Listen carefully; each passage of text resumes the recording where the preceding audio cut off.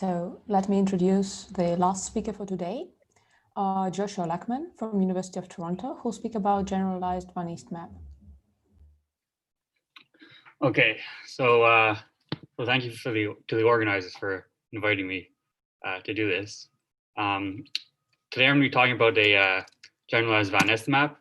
So a brief overview: there are several van Est maps in the literature.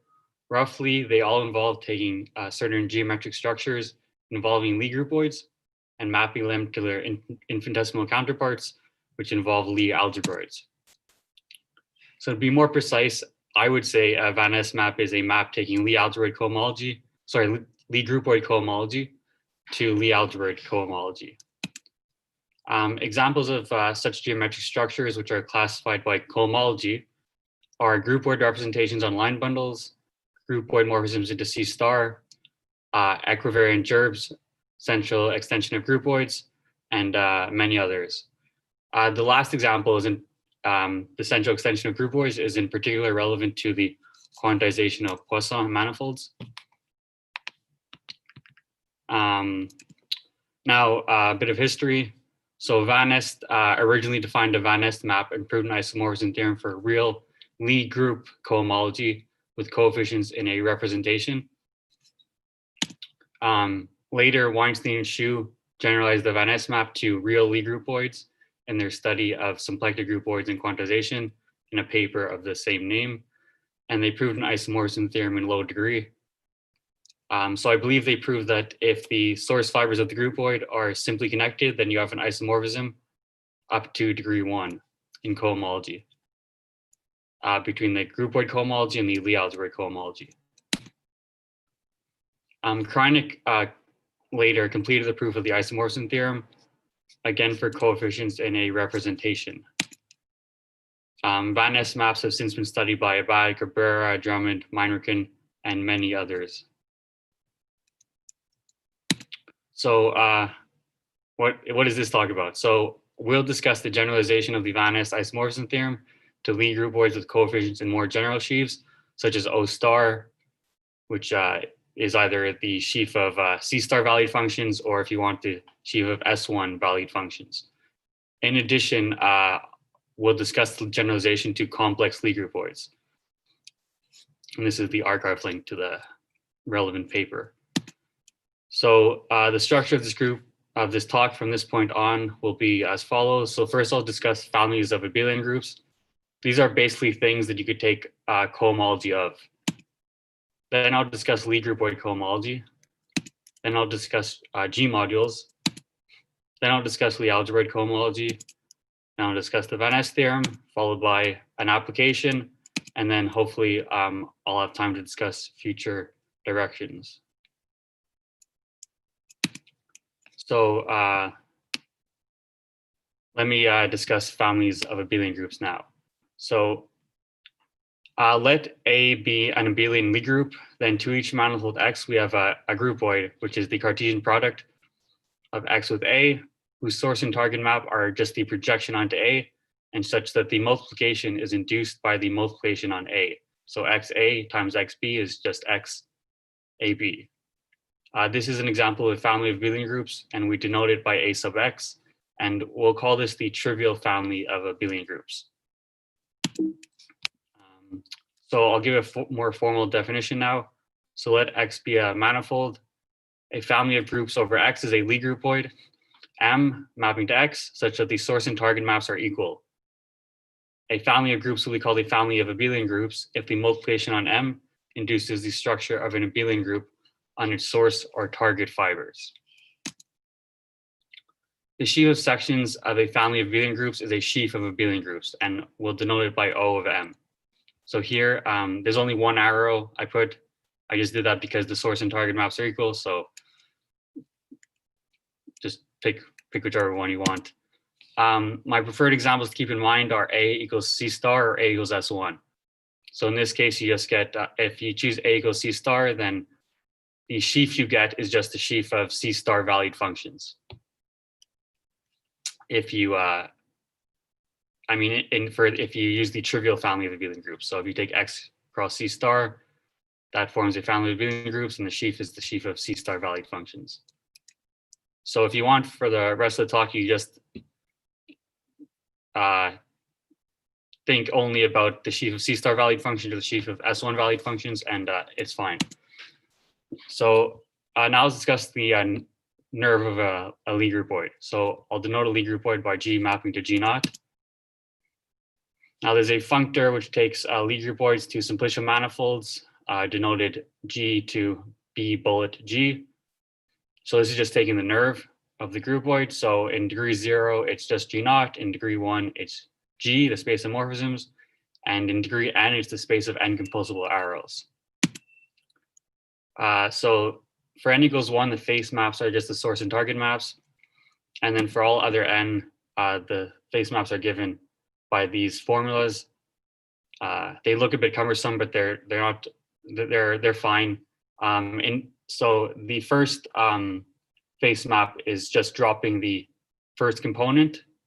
The final face map is just dropping the final component. And in all other degrees, face maps just do a pairwise composition. So here I'm composing Gi minus 1 with Gi. Now, given an abelian Lie group A, we can define the cohomology of G with coefficients in A to be the cohomology of the simplicial manifold BG, where on B and G, we put the sheaf of A-valued functions. So our remark, sheaves on simplicial manifolds have enough injectives. So the cohomology is just defined as usual. You take an injective resolution, and then there's a global sections functor, and you do it like that. So in degree 0, this cohomology classifies invariant functions on G naught, taking values in A. So to see this, in degree 0, it should give you it's the global sections functor applied to the sheaf. And the global sections functor is just taking sections on the base, global sections on the base, such that if there's an arrow between 2 points in the base, then the function evaluates the same thing on these 2 points. And in degree 1, this cohomology classifies G equivariant principal A bundles on G naught, which you might call a principal A bundle on G or the stack. And in degree 2, this cohomology classifies G equivariant gerbs on G naught, which you might call gerbs on the groupoid or the stack. So now I'll discuss G modules. So instead of taking cohomology with respect to A-valued functions, or with respect to the sheaf of A-valued functions, we can take cohomology with respect to a family of abelian groups M, as long as G acts on M, which would make it into a G module. So G modules are a generalization of groupoid representations, where instead of the fibers being vector spaces, they are abelian groups.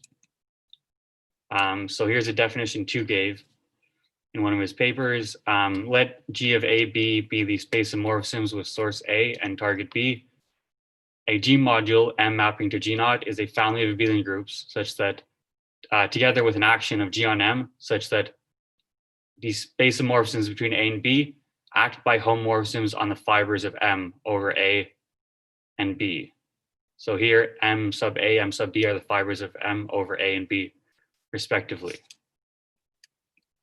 Again, if you want, you could just think of C star, and the action is trivial. So let me see. Can you?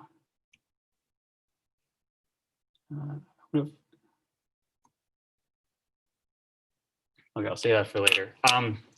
So yeah, if you want, you could just think of the sheaf of C star valued functions or S1 valued functions, and everything is good. Those are very important examples.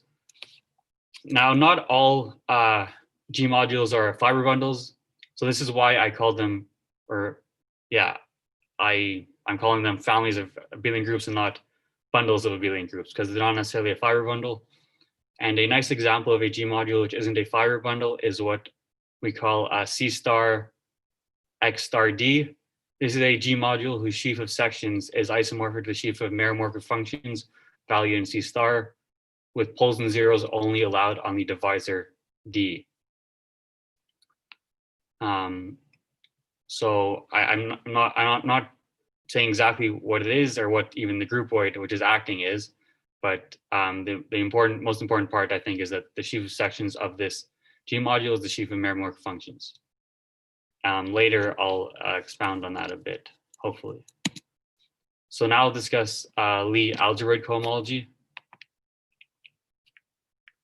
So let G mapping to X be a Lie algebroid, and let A be an abelian Lie group with exponential map frac A to A.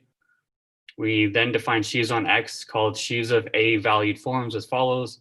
In degree 0, it's just the sheaf of A valued functions. And in all other degrees, it's just forms on the Lie algebroid taking values in frac A.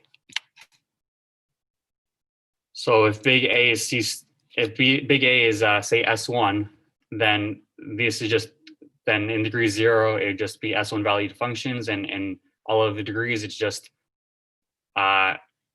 forms on the Lie algebroid, real valued ones. So as they're usually defined. Now, given a local section F taking values in A, log of F isn't well defined.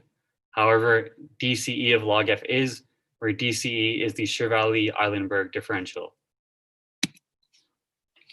So we then have a cochain complex of sheaves given by the following.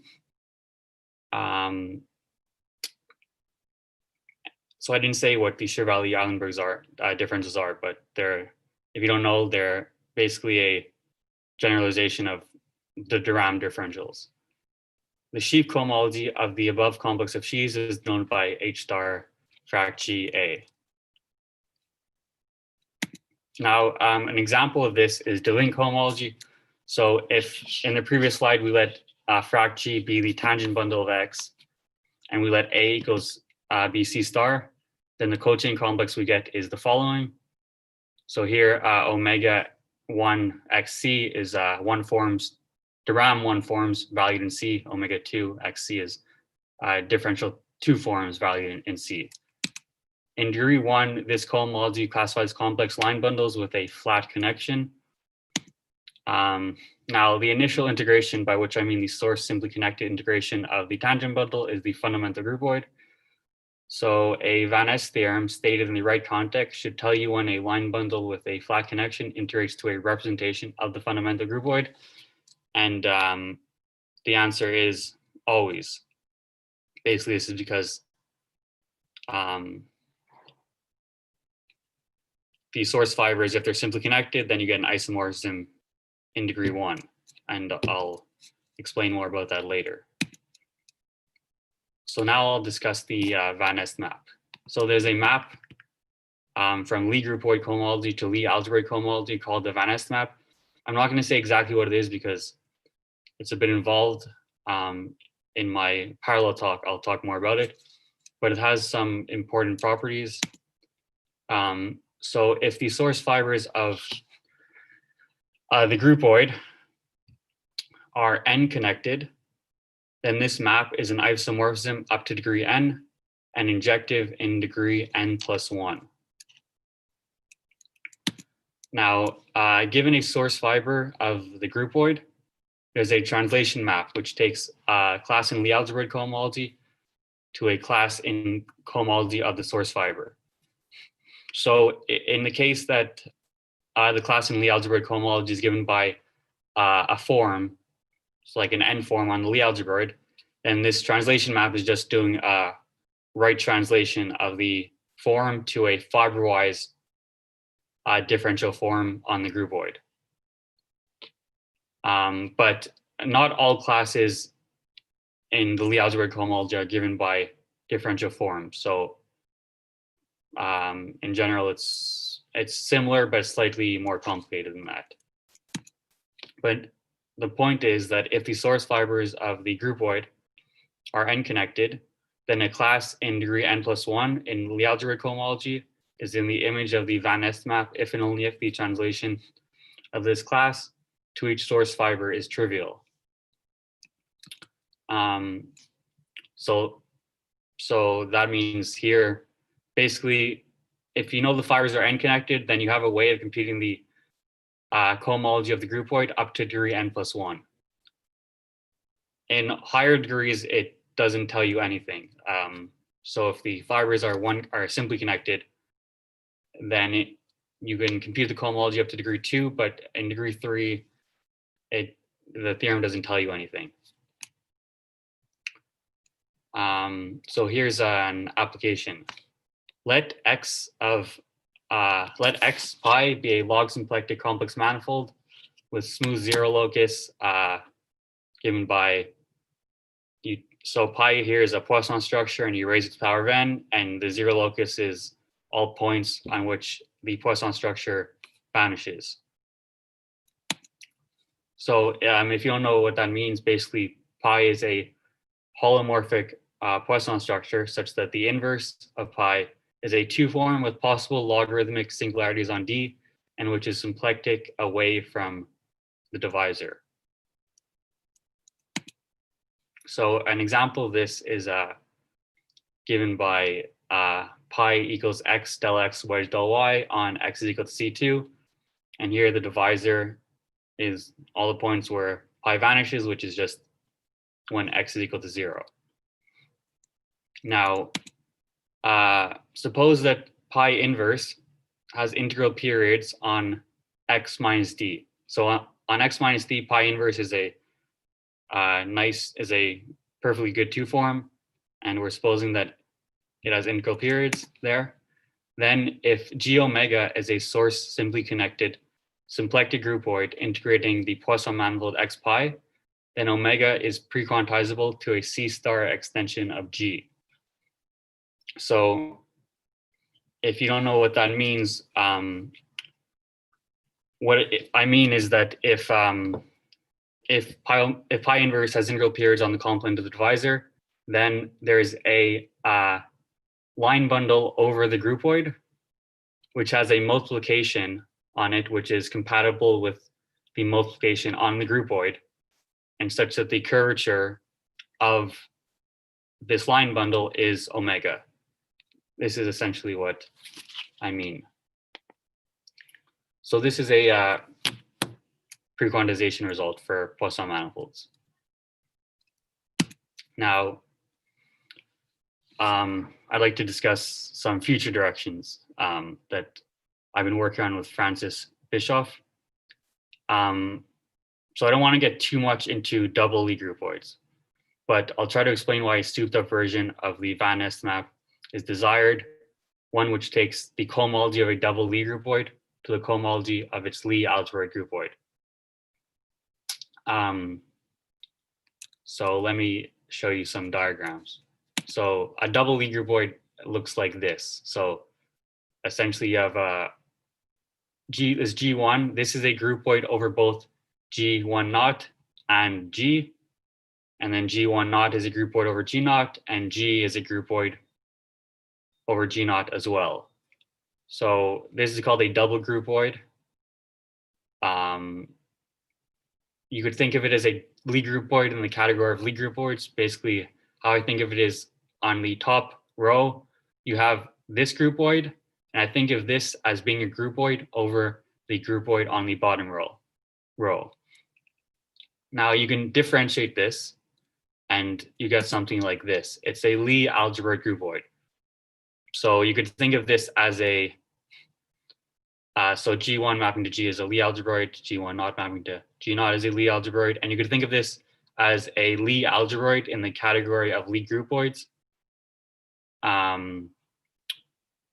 Or you can think of it as a Lie groupoid in the category of Lie algebroids.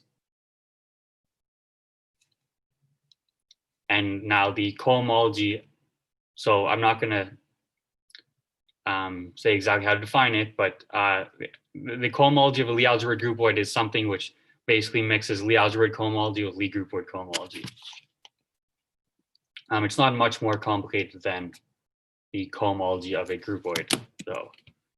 Now, why would we want this? So Van Est originally computed Lie group cohomology of a group G exactly in all degrees using a relative Lie algebra cohomology, relative with respect to Lie algebra cohomology of the maximal compact subgroup. So basically, instead of considering all forms on the Lie algebra, he considers a subcomplex of forms which vanish on Lie algebra of the maximal compact subgroup. Now, the Van Est theorem that I stated above only gives cohomology up to degree n+1 if the source fibers are n-connected. So in all higher degrees, it doesn't tell you anything about the cohomology of the groupoid. But Van Est was able to compute it in all degrees in a slightly different way. Now, I'm going to say something which is a bit vague, but it can be made precise, and maybe it's a bit philosophical. So I would say the Lie algebra cohomology of frac G. So now everything I'm saying will generalize to groupoids, but I just want to focus on Lie algebras for now. The Lie algebra cohomology of frac G is like the fiberoized de Rham cohomology of the identity mapping into G. Given a subgroup, H mapping into G, the fibers of the inclusion are groupoid with classifying space EG cross G mod H. Josh, a 5-minute warning for you. Okay, thank you. I think I figured out how to. I just want to see if I could write something. Okay, so you could see that, yeah, right? Yes. Yes. Okay, so let me just say, since I have time, let me just say what the groupoid, let me talk more about the fibers, because they're not the fibers as spaces. So there's if you have a map between spaces, there's a definition of fibers. But if you have a map between groupoids, there's also a definition of fibers, and it generalizes the definition of fibers of spaces, but it's not the exact same. So for a subgroup H mapping to G, the fibers, if I recall correctly, are an action groupoid. H action G. So this is a groupoid over G. Sorry for the writing. It's a groupoid over G. So H here acts by translation.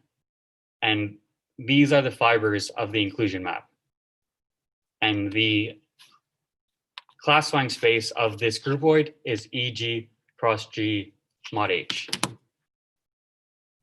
Now let me just erase this.